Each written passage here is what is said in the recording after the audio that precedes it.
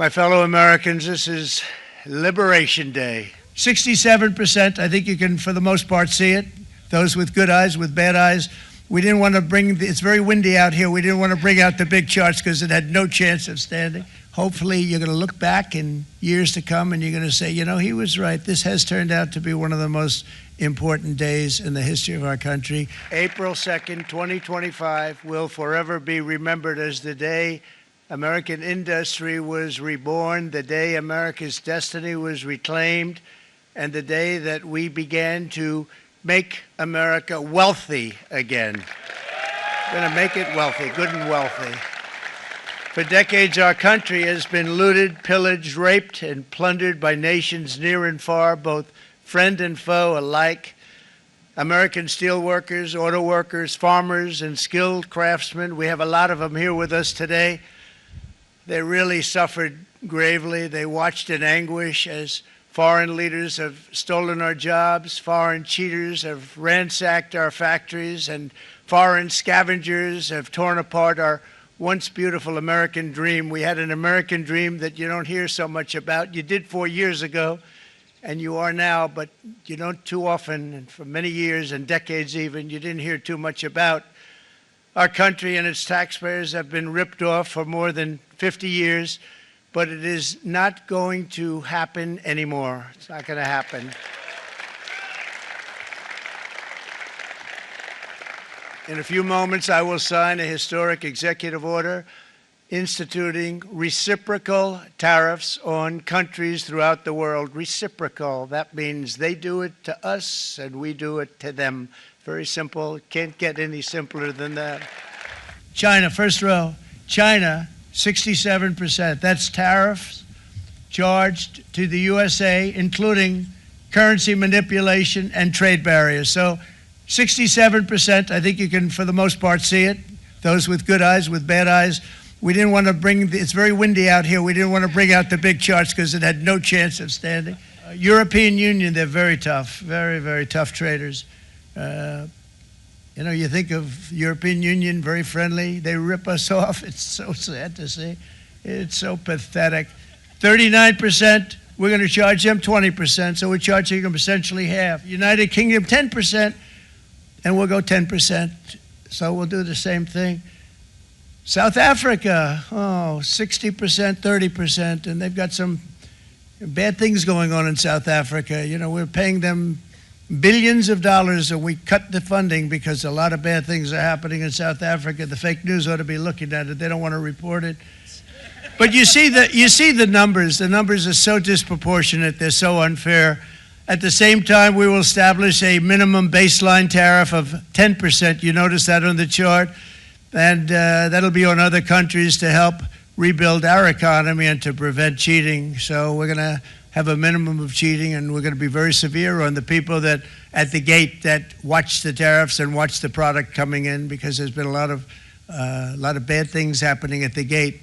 Foreign nations will finally be asked to pay for the privilege of access to our market, the biggest market in the world. We're right now the biggest market in the world. We had a great country 4 years ago in terms of the economics. We were doubling up on China. We were doing so well. Nobody was going to catch us, but so much of it slipped away over the last 4 years under Biden. I campaigned on this policy throughout last year, and today that promise was made, and it was also a promise, as you know, that was kept. Promises made, promises kept. Likewise, until today, the United States has for decades charged a 2.5 tariff. Think of that, 2.5% on foreign-made automobiles. The European Union charges us more than 10% tariffs, and they have 20% VATs, much, much higher.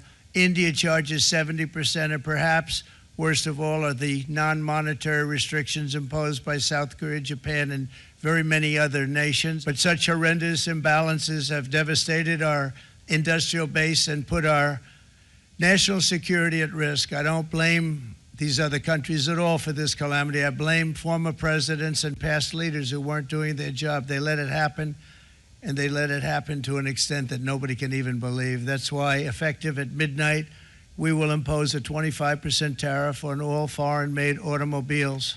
to any company that objects to our common sense reciprocal tariffs. Again, reciprocal, back and forth, back and forth.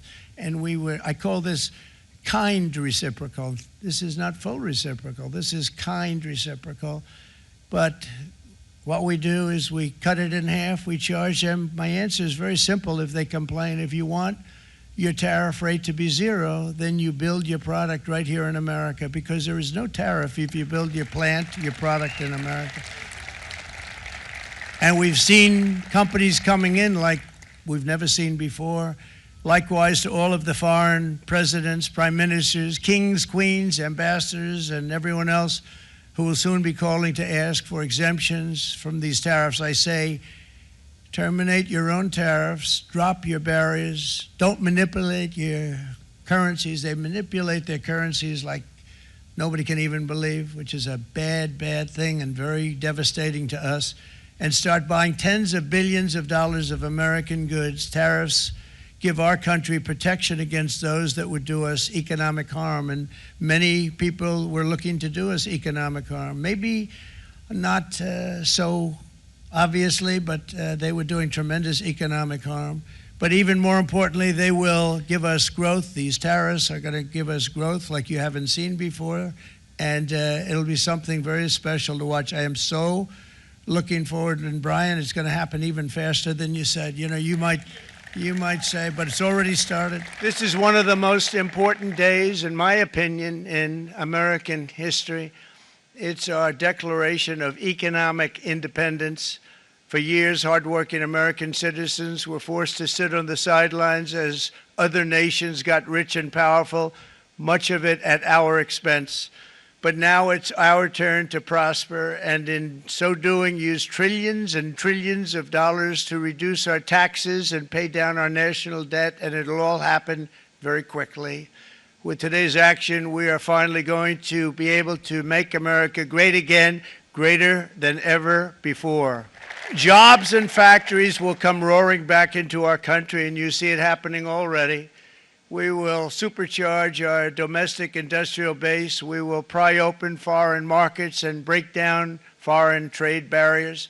And ultimately, more production at home will mean stronger competition and lower prices for consumers.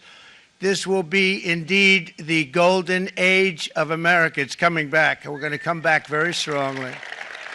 For decades, the United States slashed our trade barriers on other countries, while those nations placed massive tariffs on our products and created outrageous non-monetary barriers to decimate our industries. And in many cases, the non-monetary barriers were worse than the monetary ones.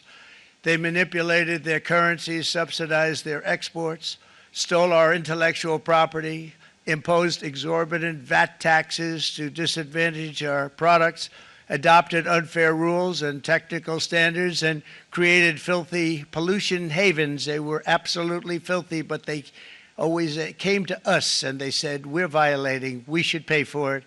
It's all detailed in a very big report by the U.S. Trade Representative on Foreign Trade Barriers, and I'll just hold it up for you. It's available, and you don't have to pay too much. As I understand it, you'll pay nothing.